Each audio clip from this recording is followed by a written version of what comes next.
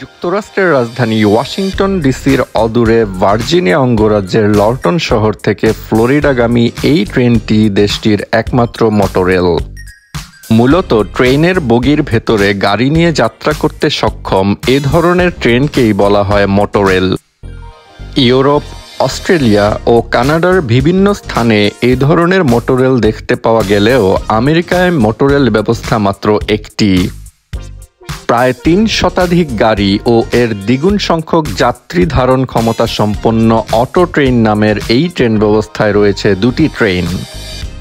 প্রতিদিন বিকেল ৫টায় এই ব্যবস্থার একটি ট্রেন যাত্রা করে ভার্জিনিয়ার লরটন শহর থেকে ফ্লোরিডার স্যানফোর্ড শহরের দিকে, আর অন্য ট্রেনটি ঠিক একই সময়ে যাত্রা করে ঠিক তার বিপরীত পথে, অর্থাৎ ফ্লোরিডার স্যানফোর্ড শহর থেকে ভার্জিনিয়ার লরটন শহরের দিকে।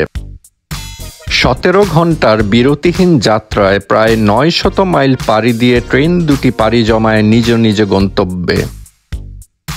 সকাল ১০টা নাগাদ গন্তব্যে পৌঁছে যাওয়া ট্রেন থেকে গাড়ি খালাস করে বুঝিয়ে দেয়া হয় যাত্রীদের। আর এভাবেই ১৯৭১ সালে যাত্রা শুরু করা এই মোটরেল ব্যবস্থা ৫০ বছরেরও বেশি সময় ধরে সেবা দিয়ে যাচ্ছে এর যাত্রীদের।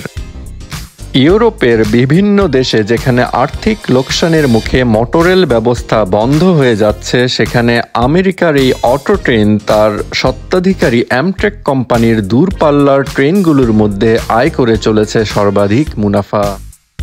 আয়তনে বিশ্বের ৪র্থ বৃহত্তম দেশ আমেরিকার যোগাযোগ ব্যবস্থায় রেলপথ নিঃসন্দেহে রেখে চলেছে গুরুত্বপূর্ণ অবদান।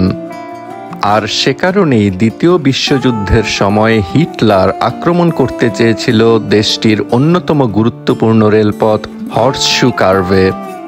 হর্সশু কার্ভ সম্পর্কে জানতে দেখে নিতে পারেন অন্যরকম চ্যানেলের এই ভিডিওটি।